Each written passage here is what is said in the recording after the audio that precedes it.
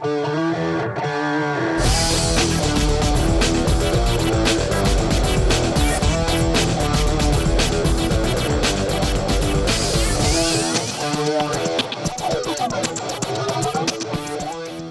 tal? ¿Cómo están? Bienvenidos una tarde más a Vigo a Debate en Localia Televigo, y hoy vamos a hablar sobre un tema del que la verdad se lleva mucho tiempo hablando, pero en los últimos días especialmente, sobre todo después del anuncio del gobierno, o más que el anuncio, la propuesta hecha por el gobierno para conseguir mantener el sistema de pensiones en el futuro, después de que en los últimos años el gobierno haya ido retirando de la hucha de las pensiones, la llamada como la hucha de las pensiones, poco a poco para otras necesidades.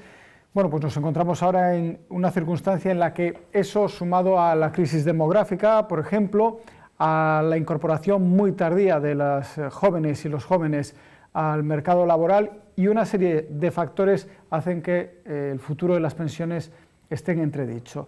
Esto ha provocado, entre otras cosas, que esta misma semana un grupo de pensionistas de Vigo hayan decidido constituirse como colectivo para pedir pensiones dignas, algo que parece tan sencillo como pensiones dignas, que una vez que terminas tu vida laboral puedas estar tranquilo con tus pensiones. Tenemos hoy con nosotros en esta mesa de debate, entre otras personas, pues al recién constituido presidente de este colectivo, Manuel Martín. ¿Qué tal? ¿Cómo estás? Buenas tardes. Buenas tardes. Manuel Martín Sabor, que, bueno, se puede decir que es recién constituido presidente porque sois un colectivo muy joven, que acaba de nacer, ¿no? Hombre, realmente, para ser fiel a la realidad, presidente no. Yo tomé un poquito las riendas junto con otras personas para que el proyecto vaya adelante. Pero no hay un nombramiento oficial del hecho, digamos. Promotor. Un promotor. Eso. Estamos creando equipo. Allí nos manifestamos todos. Allí salieron algunas personas a hablar, entre ellas salí yo, y yo tomé una iniciativa pues, de crear una página y de empezar a crear equipo con otras personas. Y en eso es en lo que estamos actualmente. Estamos ahora. Bueno, pero salís a la calle, os reunís, os juntáis por una razón muy concreta y por un momento muy concreto que se está viviendo ahora. Nosotros lo que queremos es despertar las conciencias de las pensionistas para luchar porque lo que nos indigna es ver que año a año estamos perdiendo poder adquisitivo, porque nos indigna ver que ya llevan varios años subiéndonos un 0,25 cuando el índice del coste de la vida es superior, con lo cual año a año nuestro poder adquisitivo está cayendo de una manera brutal y queremos eso, empezar a hacer un movimiento, además es a nivel nacional, y con esas otras personas de otros lugares de España en su momento intentaremos contactar para ir planificando cosas para el futuro, evidentemente. Nos acompaña también en esta mesa de debate Alberto González, secretario comarcal del sindicato CIGA, habitual ya en esta mesa. ¿Qué tal, Alberto? ¿Cómo estás? Buenas tardes. Muchas gracias por la invitación. Bueno, ¿cómo ves desde a actividad sindical esta situación moi ligada, desde logo, a situación laboral actual? Sí, vamos, para nós separamos o que é o debate das pensións e da reforma das pensións e da actualización das pensións do resto que está pasando e das políticas económicas que está aplicando o goberno do Partido Popular nos últimos anos, ¿no? E nós, despois no debate falaremos deso, ¿no? Unimos esta situación que se está vivindo con as reformas e sobre todo con a última reforma do 2012 do Partido Popular, donde en esa reforma se precarizou completamente o mercado do traballo, donde se baixaron salarios e todo eso, desos lodos, temos ahora estes resultados, ¿no? Por iso que para nós é importante a loita dos pensionistas, por suposto, pero a loita dos pensionistas desde o noso punto de vista non pode ir fora, ten que ir da man do resto de colectivos, porque unha cosa está ligada con outra, ¿no? Cando nos manifestamos en contra da precariedade, nos estamos a manifestar a favor das pensións. Sin precariedade, probablemente con os salarios xustos e con salarios dignos, non había estas pensións que está vendo, e viceversa, ¿no? É dicir, que eu creo que todo está íntimamente ligado, por iso é importante un pouco a conxunción e a relación en todos os colectivos para conseguir unhas melloras, ¿no? Enseguida vamos a entrar en profundidad en la propuesta que hacía en las últimas horas el gobierno, la ministra Fátima Báñez, pero antes lo que queremos es saber ¿En qué situación estamos y por qué? Juan José Santamaría, presidente del Colegio de Economistas de Pontevedra, ¿qué tal? Bueno, estamos nunha situación que se está deteriorando pois cada ano que pasa e a tendencia realmente é esa, tanto por razóns económicas como tamén pola estructura demográfica. E a demografía dun país non se cambia tan facilmente como se pode mudar a política económica. Entón, hai que mover cuestións económicas, tributarias, fiscais e unha política demográfica seria que non existe en este país, a diferencia de outros países, o noso entorno. Creo que es la pescadilla que se muerde la cola, ¿no? La situación económica hace que los jóvenes accedan tarde al mercado laboral, eso hace que cueste más también tener hijos y se tenga menos tiempo también para criar hijos y para plantearse una familia. Estamos viendo ahora que los que están teniendo hijos, sobre todo, son personas de 35 años, 40 años, 45 años incluso, por una entrada tardía en el mercado laboral y, sobre todo, bueno, pues a la hora de planificarse un modelo de vida que pueda salir adelante. Y esto es derivado, consecuencia de la situación del mercado laboral, algo que hemos dicho en muchas ocasiones, pero también de la situación económica. Exactamente, es decir, inclusive a propia patronal xa fala de necesidade que hai que aumentar os salarios, porque se non se aumentan os salarios non arranca o consumo e, polo tanto, non se reactiva suficientemente a actividade económica. Despois veremos como se distribuyen os salarios e a participación dos salarios no Produto Interior Bruto, que se mantén prácticamente en descenso e estancado. É dicir, hoxe hai menos parados, pero realmente as retribucións a parte dos salarios do Produto Interior Bruto está estancado nos 10 últimos anos. Isto quere decirse que os actuales traballadores teñen que repartir a mesma tarta e, polo tanto, ao ser máis traballadores activos, afortunadamente, por ese lado, pois resulta que houve unha desvalorización salarial importante e moito maior nas rentas medias baixas.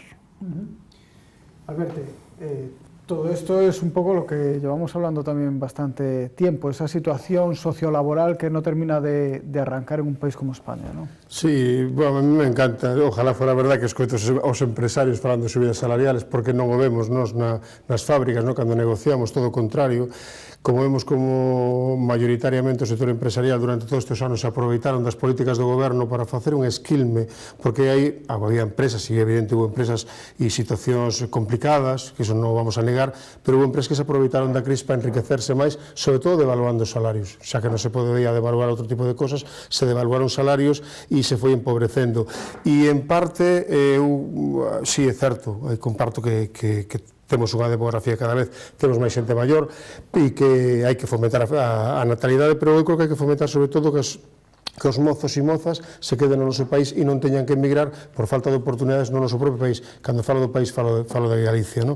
E me parece bastante triste. Pero eu creo que o problema das pensións durante un tempo a esta parte sempre está falando da demografía. Eu me retrotraría aos anos 80, sempre se empezou falando do tema da demografía, se falaba do colapso do sistema público de pensións xa nos 80, nos 90, é dicir que este é un tema recurrente ao longo da historia recente, ¿no? Desde o final do século pasado hasta ahora, da historia recente. E de vez en cuando ven estes zarpazos donde, porque estamos a volta dunha reforma dura das pensións, do sistema de pensións, se volva a sacar outro tema, esta vez outra vez o tema encima da mesa como un tema moi grave. Eu creo que o problema de todo isto hai que empezar a analizar por que estamos en esta situación e desde o noso punto de vista entendemos que aquí o que está vendo por parte do goberno é un saqueo e un intento de evaluar e de deixar as pensións públicas sin ningún tipo de razón de ser para favorecer os intereses da banca privada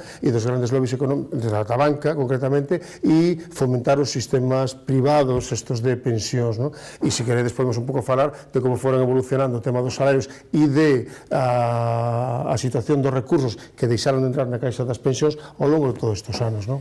Manuel, yo no sé si todo esto os suena a vosotros, a las personas que estáis ahora mismo cobrando pensiones a chino, o decís, mira, esto no tiene nada que ver conmigo, realmente es un problema político, social. ¿Cómo lo veis vosotros? Hombre, yo como ciudadano y pensionista, obviamente no tengo tanta argumentación como estos señores que se dedican más a estos temas. Puedo estar de acuerdo en algunas de sus planteamientos, en algunas cuestiones a lo mejor podría decir y otras cosas. Yo creo que el dinero de las pensiones, como ciudadano y sin saber más, nunca debió utilizarse para otros fines que no fuese para los pensionistas. Yo creo que ese dinero el gobierno debió tenerlo siempre en un sitio y nunca debió tocarse para nada, pero han sido todos los gobiernos los que han hecho uso de ese dinero. 74.400 millones desde 2012. Y anteriormente la misma historia. Anteriormente había quedado también casi vacía. Luego vino un gobierno que recuperó, ahora ha venido otro, se ha desrecuperado. O sea, yo lo que creo como ciudadano pensionista es que ese dinero debería estar única y exclusivamente destinado al fin de pagar pensiones y no ser utilizado para otros menesteres. Yo creo que ahí está la cuestión. Bueno, e iso que significa que en épocas de bonanza económica pois se pudo constituir esa chamada hucha. Cal é agora a cuestión? Que prácticamente está esgotada e agora as perspectivas son de déficit, non de volver a repoñer ese aforro. Entonces, a ver como se distribuye esa carga e dentro do sistema público de pensións temos que ter en conta que nestes momentos temos 9 millóns de pensionistas, 2020 que está aí a volta da esquina se calculan que 10 e moi probablemente pois 14 ou 15 no ano 2030. Entonces, haberá que ver en que medida unha parte ese déficit se vai a compensar pola vía da fiscalidade. É dicir, as pensións non contributivas, por exemplo, caso das viúvas, etc., pois ao mellor teñen que ser financiadas polo sistema tributario para aliviar un pouco o sistema contributivo. Pero isto é unha medida paliativa, pero para un horizonte de 4 ou 5 anos, pero hai que ir a medidas máis enérxicas e máis decisivas. E a corto prazo, unha maneira de aliviar é precisamente que realmente aumenten os salarios, pois aumentan os salarios, aumentan as bases de cotización e aumentan os ingresos, ademais do que podan aumentar polo emprego que se poda ir xenerando se efectivamente, como se di, estamos en etapa xa de recuperación, pero tan lenta que casi non se percibe, ¿no? En ese sentido es positivo, por ejemplo, el paso que acaban de dar para aumentar el salario mínimo interprofesional, por ejemplo. Bueno, eu sigo, todo que xa subir está ben, pero sigo vendo escaso, sobre todo porque hai un debate, bueno, creo que algunha vez o debatimos nesta mesma mesa, ¿no? Nos entendemos que como mínimo, é dicir, o salario mínimo interprofesional debería estar situado nos 1.000 euros, e creo que eso, o acordo que se tomou agora recentemente, queda moi lexos do acordo que se tomou no Parlamento, hai que decirlo así, no Parlamento. De todas formas, por exemplo, co tema da subida das pensións, mismo cando se fala, e nos defendemos que isto, bueno, que me parece de chirigota, isto do 0,25%, que debería ser como mínimo aplicada a subida do IPC, pero ainda así consideramos que pouca, porque o IPC non é que te vai a subir a pensión, o único que te vai a facer é manter que non perdas parte do poder adquisitivo. E tamén o preocupante que... Falamos eses anos que tivemos IPC negativo, por exemplo.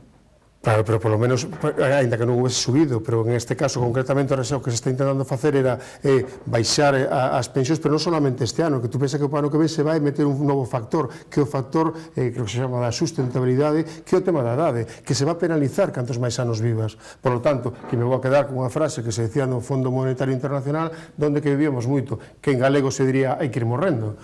Claramente, porque decir que, ao final, hasta nos botan en cara que a xente teña máis calidade de vida e aguante máis anos, non? Pero o problema que nos temos en realidad é que, por unha parte, a día de hoxe, aínda a día de hoxe, se sigue utilizando mal a Caixa das Pensións. Por exemplo, comentabas antes, non? Diñeiro que está salindo para as pensións de viudedad, para as pensións de orfandad, outro tipo de prestacións, e non só para eso, sino tamén para manter o que é as estructuras da Seguridade Social que deberían ir a conta do propio Ministerio, e se están pagando ca Caixa das Pensións, que estamos falando de 4.000 millóns de euros, está máis ou menos estimado. Quer dizer, que o problema é de moito máis calado, e eu creo que, aínda que agora hai que facer tamén, que primeiro, hai que revertir desde o noso punto de vista todas as políticas que se viñeron facendo para que esa caixa engorde, para que esa caixa ten que volver a engordar, e a única forma que ten para engordar é traballo estable, traballo fixo e salarios dignos. Por exemplo, podíamos, non quero emborracharnos, no, con cifras, no, pero por poñer un exemplo así comparativos, no. No ano 2011 éramos 17.433.000 traballadores asalariados e había un superávit na Caixa de 2.300 millóns de euros. Bueno, pois no 2017, que en teoría salimos da crise, segundo o goberno, somos 19 millóns, es dicir, 1,5 millón casi máis, e temos 19.000 millóns de euros de débeda. Por que estamos nesa situación? Pois polo empobrecemento dos salarios.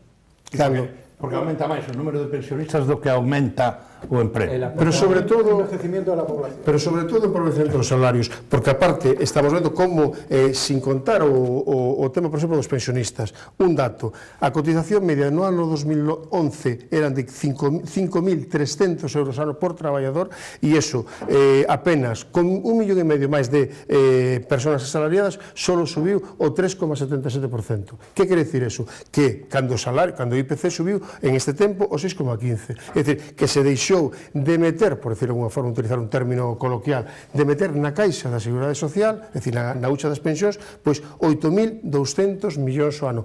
E teríamos que ter aquí unha calculadora para seguir sumando.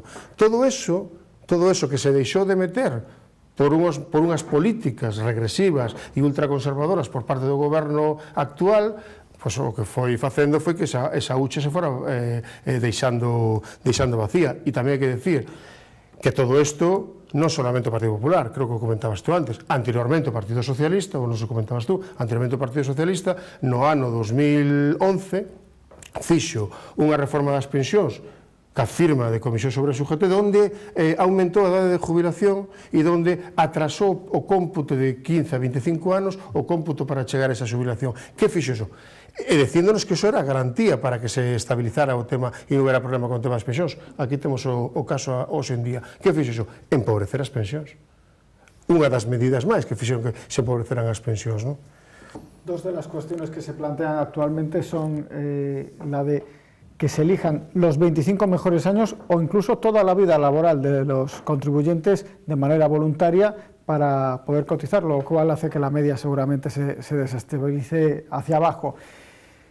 Y también otra de las propuestas que hay y que está encima de la mesa, la mencionabas tú ahora, es la del aumento en la edad de jubilación. Bueno, efectivamente, cada vez vivimos más años y afortunadamente cada vez, bueno, pues con cierta edad pues estamos mejor, pero eso no significa que tengamos que seguir trabajando, sino que estamos mejor para disfrutar de nuestra jubilación y de los frutos del trabajo de toda una vida, ¿no? Manuel, me imagino que así lo vivís vosotros. Sí, vamos a ver. Yo fíjate, en cambio, lo de que se pueda alargar la vida laboral de las personas, no lo vería mal. Yo entiendo que hay gente con una gran preparación que ha costado mucho dinero a la sociedad y que aún llegando a la marcada edad de jubilación podría seguir prestando servicios en muchas áreas.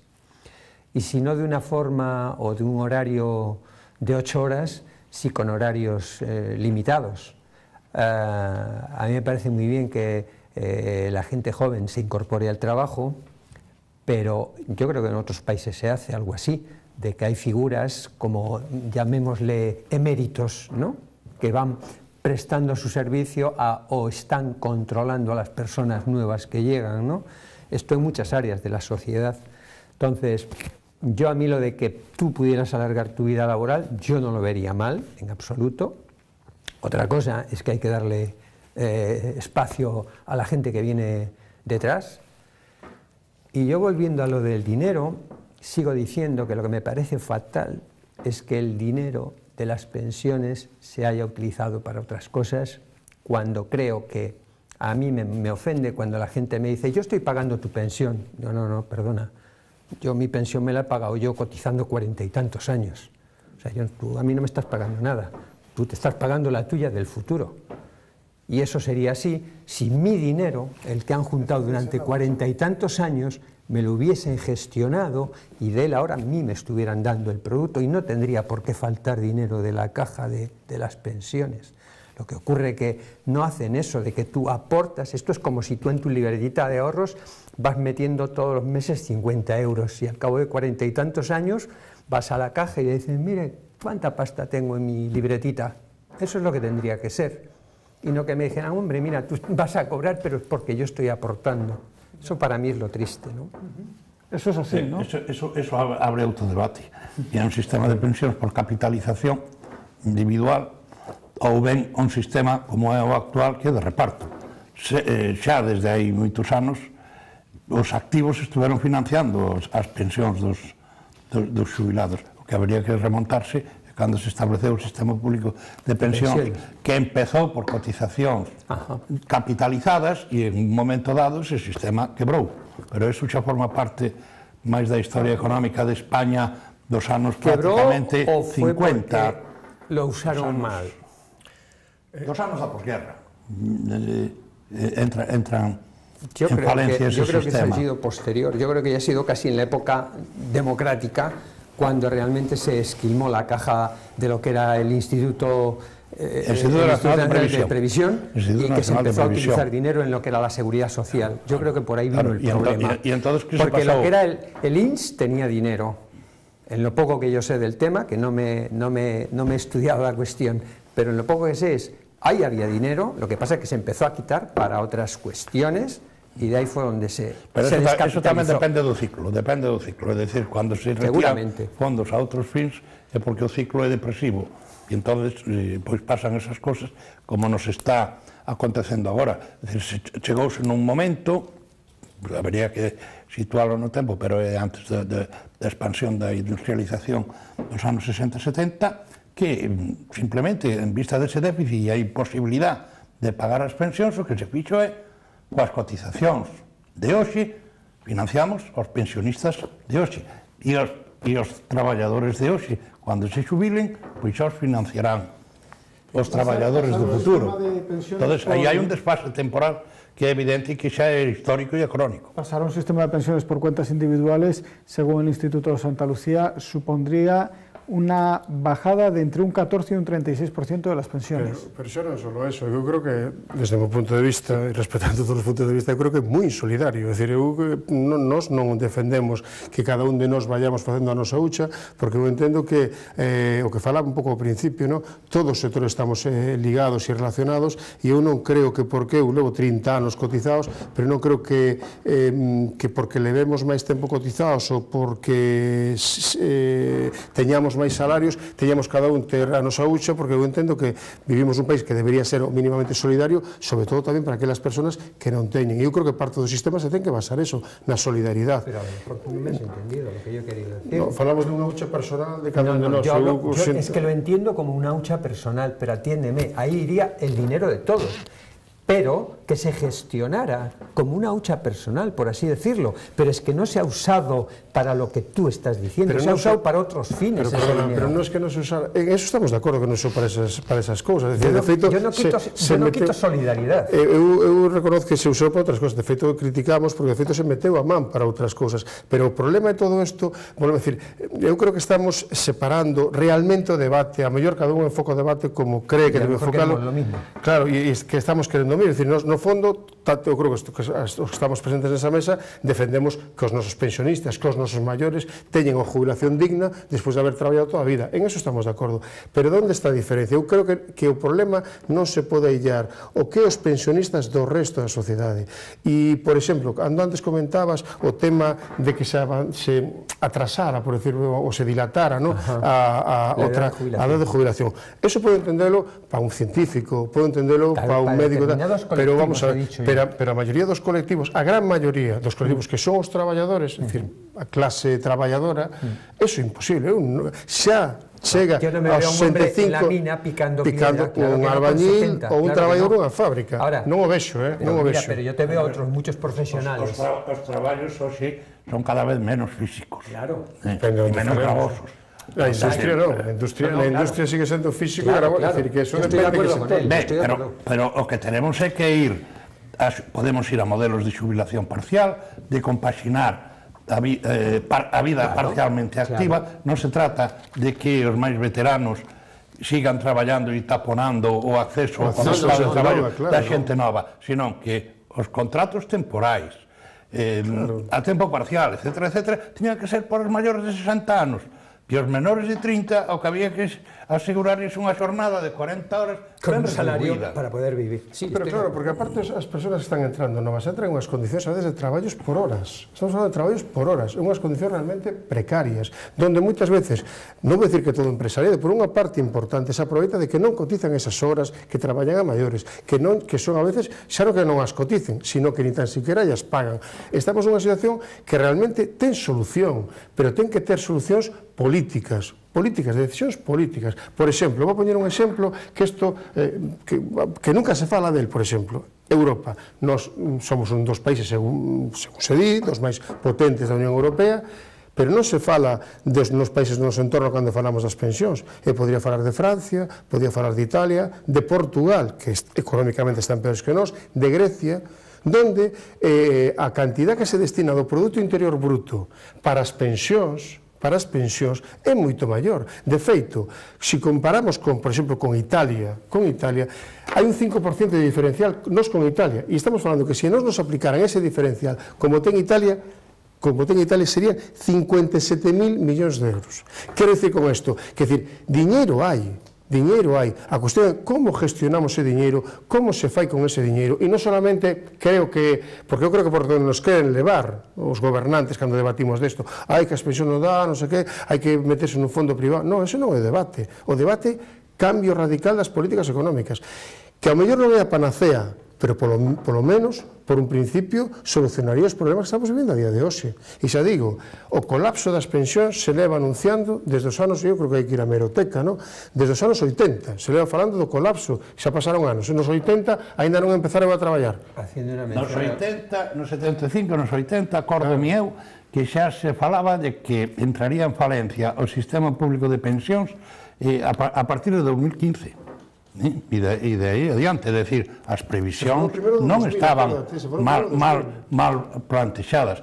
Que ocorre que logo ven o boom da construción e esa etapa expansiva, fomos un país moi receptivo de inmigrantes que ahora que nos últimos 7 anos prácticamente desapareceron, e entonces esa situación foi aliviando este sistema. Que acontece? Que a partir de 2008, 2009, 2010, con esas políticas efectivamente restrictivas nas que o Estado ao final acababa recadando menos e, polo tanto, reducindo as súas prestacións. No ano seguinte, reducindo e caendo o Produto Interior Bruto. Estados Unidos, que era unha potencia económica, que desencadena esta crisis que ainda está prolongada que estamos vivindo, adoptou políticas expansivas. E, en cambio, aquí nós tuvemos que esperar a 2014 para que o Banco Central Europeo empezase a adoptar políticas expansivas. De decir que se o hubiéramos feito 5 ou 6 anos antes, hoxe o mellor estaríamos nunha situación relativa. Entonces, ¿cuál es el sistema económico viable para nosotros? ¿Qué sistema económico sería el más viable? Pregunto al economista. Manuel, dejamos en el aire. Vale. Alberto, Juan, permitidme que vamos a hacer un alto para publicidad y enseguida volvemos.